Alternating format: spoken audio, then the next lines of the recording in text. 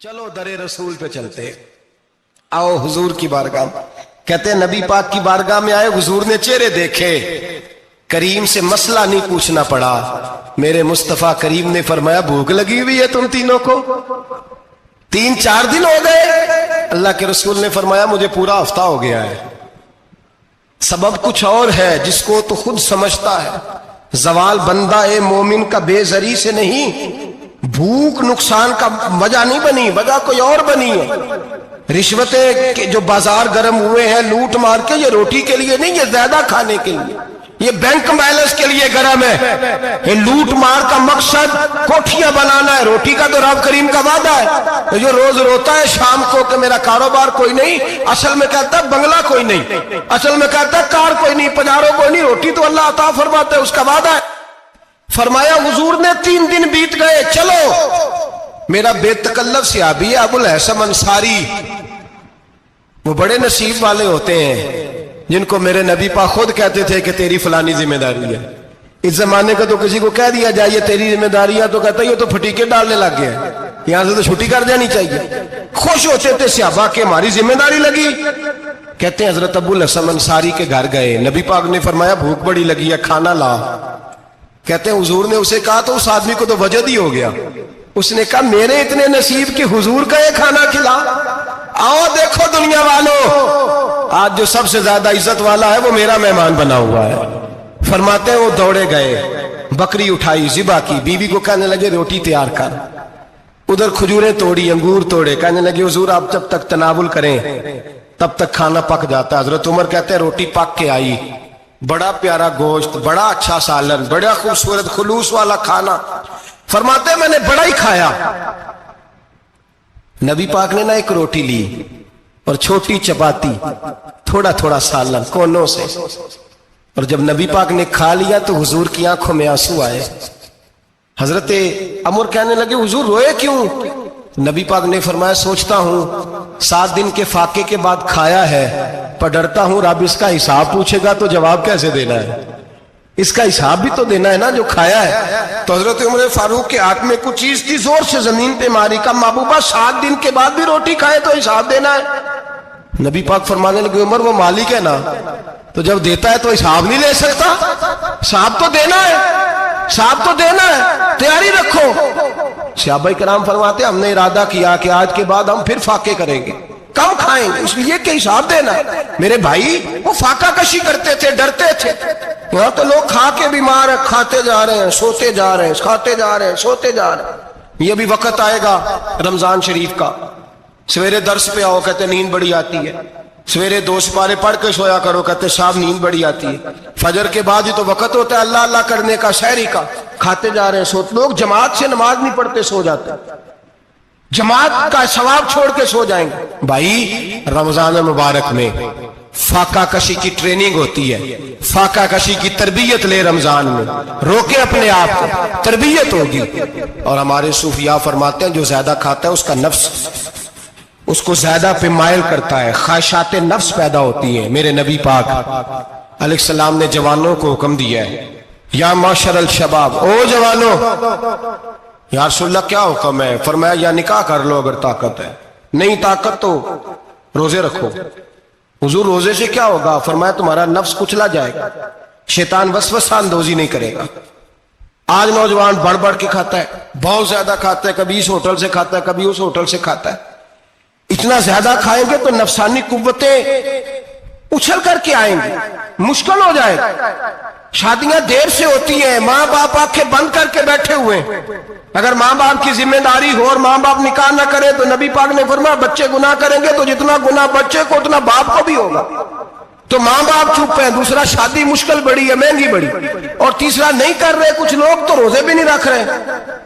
تو رمضان ان کے لیے بھی وقت ہے، نفسانی قوتیں کچلی جائیں گی، کھانا جتنا کم کھایا جائے گا اتنا وجود کے اندر نفسانی خواہشات کم پیدا ہوں گے۔ تو رمضان تو پریکٹس ہے مجاہدے کی، دین کی۔ اور دوسرا میرے حبیب پاک صلی اللہ علیہ وسلم نے فرمایا ہے، حضور فرماتے ہیں کہ رمضان اور قرآن کا آپس میں رشتہ ہے۔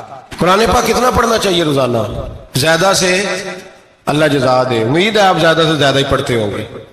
भाई सुने, हदीस मुबारका में नबी पाक ने फरमाया रमजान और कुरान दोनों मिल के ना, बड़ी प्यारी हदीस है, फरमाया दोनों मिल के अल्लाह की बारगाह में मेरी उम्मत की सिफारिश करेंगे।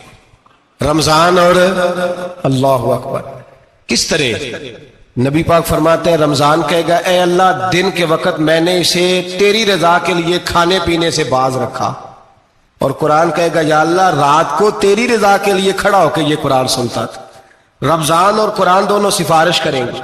हम ना बड़ा कुछ पढ़ते हैं, सुनते हैं, सीखते हैं। अब यकीन करें, ये खाते भाई का भाई से इख्तलाफ हो जाए ना तो वो 30 साल पुराने खाते खोल के ले आता है, सारी रात ढूंढता है कि मेरे पैसे कहां से निकलते हैं, पढ़ लेता है। कुरान पाक की बारी आती है तो नहीं पढ़ते कुरान पाक। अब्बा जी का खत्म होता है तो मांगते फिरते हैं, कहते 2 कुरान पाक, 10 कुरान पाक। ये बातें बतानी नहीं चाहिए, करनी नहीं चाहिए, लेकिन चूंकि तरबियत के लिए बैठा हूं तो कर देता हूं। मेरे शागिर्दों से पूछें, यहां मदरसा है अल्हम्दुलिल्लाह, दर्जनों तलबा है, असातिज़ा है, मेरे पीर भाई हैं, और मेरा ये दावा है कि शायद को किसी से इतना प्यार करता हो जितने मेरे शागिर्द और मुरीद मुझसे करते हैं। लेकिन मैंने कभी किसी से नहीं कहा कि जरा सूरत फातिहा पढ़ के देना, मैंने अपने अब्बा जी को सवाब देना है। पूछ लें किसी से नहीं कभी कहा, कभी नहीं मैंने कहा कि जरा मुझे थोड़ा सा कुरान पढ़ दे। मैं इसको नाजायज नहीं कहता, पढ़वाना चाहिए, लेकिन मैं अपने वालिदैन के लिए कभी सवाल नहीं करता कि मुझे जरा पढ़ के दो, मैंने बख्शना है, इसलिए कि मैंने जाती तौर पे रूटीन बनाई है। मैं समझता हूं कि कायनात के अंदर मेरे ऊपर जिन लोगों ने एहसान किए उनमें सबसे ज्यादा हिस्सा मेरे माँ बाप का है। मैं समझता हूं इस बात। कितना नालायक हूं मैं कि मैं 1 महीने में एक कुरान पाक भी पढ़ के उनकी रूह को एहसास नहीं कर सकता। मेरा ये तरीका है जाती, मैं कदगन नहीं लगाता, मेरा जाती तरीका ये, अलहम्द से शुरू करो और 2 सूरतें छोड़ के कुरान पाक खत्म कर दो आखिरी, और फिर फलक और नास सूरतें साथ ले जाओ। यहां बैठ के साले सवाब नहीं करना, खत्म नहीं दिलाना, साथ ले जाओ, कब्र पे खड़े हो जाओ और फलक और नास सूरतें कब्र पे बैठ के तिलावत करो। और जो कुरान मजीद पढ़ा है उनकी रूह को वहां इसाल करो। ओ भाई, औलाद जब माँ बाप के लिए पढ़ती है तो उसे कहना नहीं पड़ता अल्लाह बख्श दे, इसलिए कि औलाद की नेकियां खुद ब खुद माँ बाप के खाते में जमा होती हैं, खुद नेकियां जमा होती हैं। मेरे भाई, तू बच्चों से ये तो मुतालबा करता है कि बेटा इस साल रमजान मुबारक में मेरे लिए सत्तू जरूर बनाना, फलानी चटनी जरूर तैयार करना, ये क्यों नहीं कहता बीवी से कि डिशे कम बनाना? तू भी बैठ के कुरान पाक पढ़, मैं भी कुरान पाक पढ़ता हूँ। इधर आओ बेटा, यहाँ बैठ के तिलावत करो, मैं भी करता हूँ। बेटी इधर आओ, बैठ के कुरान पाक पढ़ो। कितना वक्त लगता है? हाफिज और कारी और उलमा अगर पढ़े तो 20-25 मिनट लगते हैं कुरान पाक का सिपारा पढ़ने, और अटक अटक के पढ़ने वाला भी पढ़े तो 1 घंटा लग जाएगा। और मेरे नबी पाक सल्लल्लाहु अलैहि वसल्लम ने फरमाया जो कुरान पढ़ते हुए अटकता है अल्लाह उसे डबल सवाब अता फरमाता है। फरमाया जो जुबानी पढ़े सिंगल सवाब, जो देख के पढ़े उसे डबल सवाब। हुजूर क्यों? फरमाया इसलिए कि मेरा कुरान देखने पे भी अल्लाह सवाब अता फरमाता है, कुरान देखने पे भी अल्लाह सवाब देता है, देखने का भी सवाब। रमजान शरीफ में कुरान पाक पढ़े, खोल के पढ़े। और मेरे भाई, अगर तेरा बच्चा पढ़े, अगर तेरी बेटी पढ़े, कायनात का खुश नसीब बाप वो है जिसका बेटा कुरान पढ़े, चाहे नाजरा ही पढ़े, जिसकी बेटी पढ़े। जिंदगी में इन्हें इस काम पे लगा जाओ, मरने के बाद भी पढ़ेंगे। इमाम जलालुद्दीन सुयूती शाफई रहमतुल्लाह अलैह फरमाते, हजरत ईसा कब्र के पास से गुजरे, कब्र पे अजाब हो रहा था, अल्लाह का गजब बरस रहा था। जनाब ईसा इस्तिगफार पढ़ते डरते गुजर गए। थोड़ी देर के बाद, चंद घंटों के बाद गुजरे तो उसी कब्र पे फूल खिले हुए थे, रहमत बरस रही थी। हजरत ईसा अलैहिस्सलाम अर्ज करने लगे, मौला तू बेनियाज है, मेरी ताकत नहीं तेरे कामों में बोलने की, पर अभी तो यहाँ अजाब हो रहा था, अभी रहमत बरस रही है। जनाब ईसा कहते हैं आवाज़े खुदाबंदी आई, ईसा बंदा बड़ा गुनहगार था, पापी था, मुजरम था, खताकार था, लेकिन जब इसका इंतकाल हुआ, इसकी बीवी हामला थी, उसके पेट में बच्चा था, बच्चा इसके इंतकाल के बाद पैदा हुआ। आज वो 4-4.5 साल का हुआ है, मकतब में गया है, मदरसा में गया है, उस्ताद ने बिस्मिल्लाह शरीफ पढ़ाई है। फरमाया उसने तोतली जुबान से कहा है बिस्मिल्लाहिर्रहमानिर्रहीम का, ऐसा मुझे बतला इस जमीन पर वो मासूम जिसे अभी रहमान और रहीम कहना नहीं आता, वो तोतली जुबान से मुझे रहमान और रहीम कहे और मैं उसी जमीन पे उसके बाप को अजाब दूं। فرمایا اس نے ایک بار رحمان اور رحیم کہا ہے، میں نے اس کی باپ کی قبر کو نور سے معمور فرما دیا ہے، نور سے بھر دی ہے قبر، برکت سے بھر دی ہے۔ اللہ کرے میرے بیٹے بھی قرآن پڑھے، اللہ کرے میری بیٹیاں بھی قرآن پڑھے، اللہ کرے ہم سب کی اولادیں قرآن پاک پڑھے۔ لیکن نا امام اعظم ابو حنیفہ رمضان میں 61 قرآن پاک پڑھتے تھے۔ کتنے؟ 60 ایک، اللہ اکبر۔ ایک قرآن پاک دن میں پڑھتے پورا، ایک رات کو پڑھتے، ایک تراویح میں پڑھتے۔ 61 قرآن پاک امام صاحب پڑھتے۔ آپ فرماتے میں نے چھوڑ دیے ہیں سارے وظیفے، میں صرف رسول اللہ کا قرآن پڑھتا ہوں۔ رمضان سارا قرآن پاک، سارا رمضان۔ اب تو عادت ہی نہیں رہی ہمیں قرآن پاک۔ اگر لوگ ناراض نہ ہو تو محفل نعت ہوتی ہے تو تلاوتیں کتنی ہوتی ہیں، اور نعتیں ہم نے ذوق ہی نہیں بنایا، ذوق ہی نہیں بنایا ہم نے تلاوت قرآن کا۔ اس لیے کہ قراء علماء فقراء ان کو ہم تیار ہی نہیں کر رہے، ہم تو ایکٹر پال رہے ہیں جو پیسے لیتے ہیں نعت خوانی کے، معاذ اللہ۔ او میرے بھائی، کیا قرآن میرے نبی کی نعت نہیں؟ حضرت عائشہ صدیقہ رضی اللہ تعالیٰ عنہ کے پاس صحابہ گئے، کہنے لگے اماں جی ہمیں نبی پاک کا اخلاق بتلائیں۔ تو اماں جی کہنے لگی جاؤ جا کے قرآن پاک پڑھو، قال خلقہ القرآن، سارا قرآن میرے نبی کے اخلاق کا انعام ہے۔ یہ ساری نعت ہے، یہ ساری نعت ہے۔ اس نعت کو سننے لوگ کیوں نہیں آتے؟ اتنا رش میں اپنے نعت میں اتنا تراویح پہ کیوں نہیں ہوتا؟ اور ملت کا جوان یاد رکھے، بوڑھے تراویح پڑھتے ہیں، ضعیف تراویح پڑھتے ہیں، گھٹنوں میں درد ہے تراویح پڑھتے ہیں، بیمار بوڑھے تراویح پڑھتے ہیں، جوان وہاں چوک میں کھڑے۔ کیا جوانی اس لیے ہے چوکوں میں کھڑا ہوا جائے؟ کیا جوانی اس لیے ہے کہ سعودی عرب جانے کے لیے پاسپورٹ بنانا ہو تو 2.5 گھنٹے کھڑا رہے؟ تو شناختی کارڈ کے دفتر تو کھڑا رہے، پروٹیکٹر کے لیے کھڑا رہے، کافروں کے سامنے کاسا لیسی کرنے کے لیے تو کھڑا رہے، تو نوکری پہ جائے تو ساری رات کھڑا رہے، اور تو قرآن کے لیے کھڑا نہیں ہوتا؟ میرے محبوب نے فرمایا من قام ایمانا واحتسابا غفر له ما تقدم من ذنبه۔ فرمایا جو رمضان المبارک میں اللہ کی رضا کے لیے گناہوں کی معافی کے ارادے سے قیام کرے گا، راتوں کو عبادت کرے گا، اللہ اس کے پچھلے سارے گناہ معاف فرما دے گا۔ نوجوان ارادہ کریں، پروگرام بنائیں کہ انشاءاللہ قرآن پڑھنا بھی ہے، قرآن پڑھوانا بھی ہے، سننا بھی ہے، اور انشاءاللہ بولیے سننا بھی ہے اور پڑھنا بھی ہے اور پڑھانا بھی۔ ہمت کریں، دلیری کریں، آنکھیں کھڑے تو ہو، اللہ توفیق عطا کرے گا۔ پہلی بات یہ کہ روزہ رکھیں، دوسری بات یہ کہ قرآن پاک کی تلاوت کریں، اور روزہ رکھیں تو روزے کے سارے حسن سمیت اسے رکھیں۔ نبی پاک نے فرمایا رمضان غمخاری کا مہینہ ہے، غمخاری کریں۔ ہمارے زمانے میں 2 قسم کی تکلیفیں ہیں۔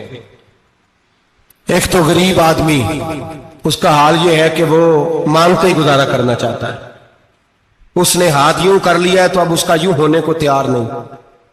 ضرورت اگر کسی آدمی کو کسی دروازے پہ لے جاتی ہے تو برا نہیں، لیکن سوال کا اپنے اوپر دروازہ کھول لینا یہ ٹھیک نہیں۔ فاقہ کشی پیدا کریں، حوصلہ پیدا کریں، تھوڑے پہ گزارا کرنا سیکھیں۔ غریبوں کو بھی اجازت نہیں کہ وہ نکل کھڑے ہوں میدان میں مانگنے کے لیے۔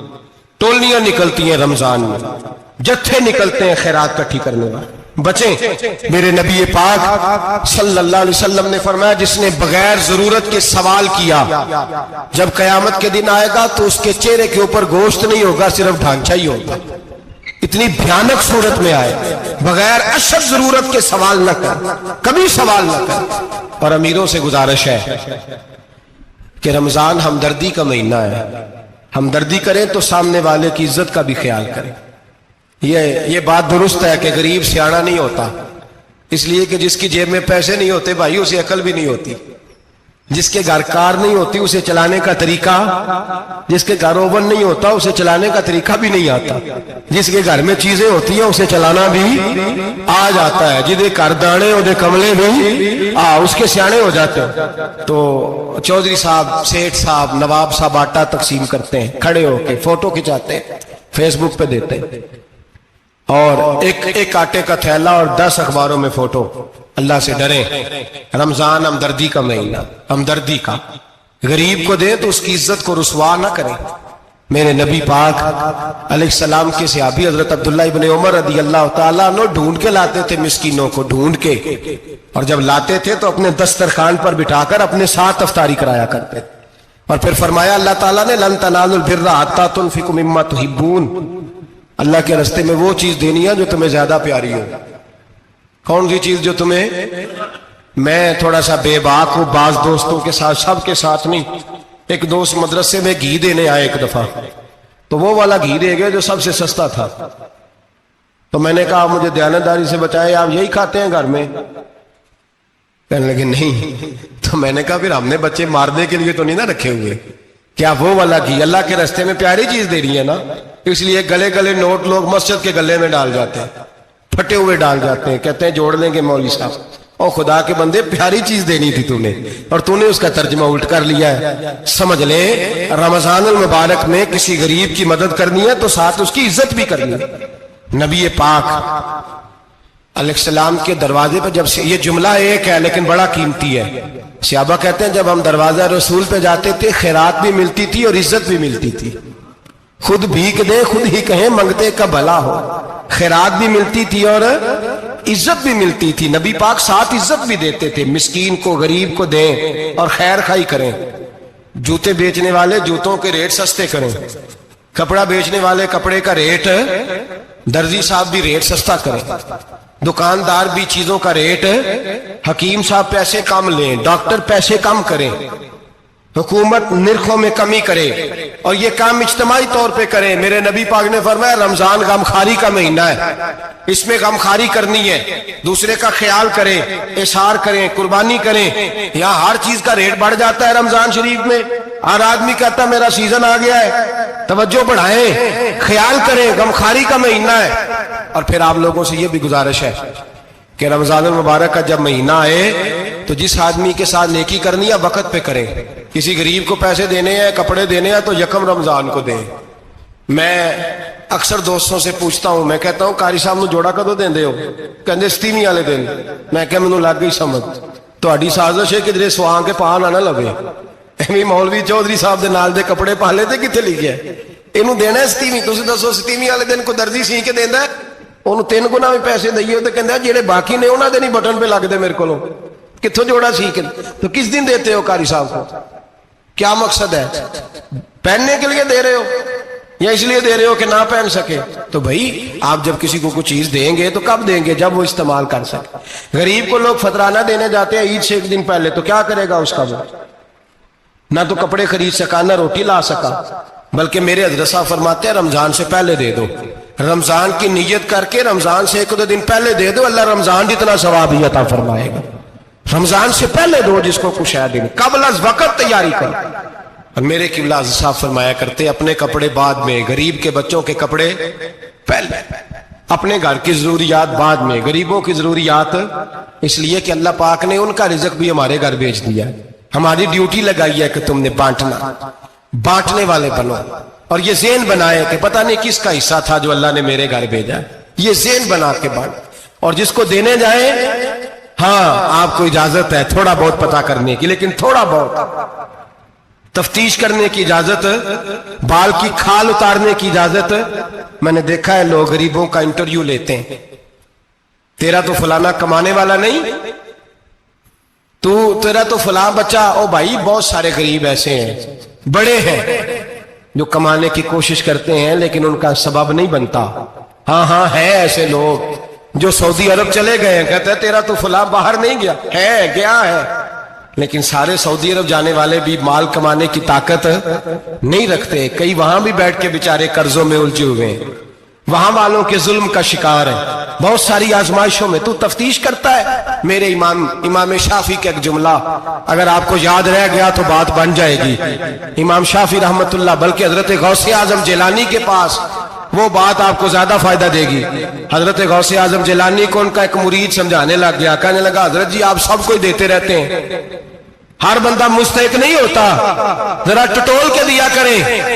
تو غوث اعظم جیلانی فرمانے لگے بھائی مجھے تو لگتا ہے تو بھی ان چیزوں کا مستحق نہیں تھا جو اللہ نے تجھے عطا کر دی ہے، پہلے تو بتا تو مستحق تھا، تجھے اپنی حیثیت اوقات کا پتہ ہے جو اللہ نے تجھے دے دی ہے، طاقت تھی क्वालिटी थी तेरे अंदर, वो सलाहियत थी। रब ने तो नहीं तेरी तफ्तीश की कि तू काबिल है कि नहीं, तू अल्लाह के बंदों की तफ्तीश करता पड़ता है। इमाम शाफी फरमाया करते, इमाम शाफी फरमाते रब तुझे परख के नहीं देता, टटोल के नहीं देता, रुसवा करके नहीं देता।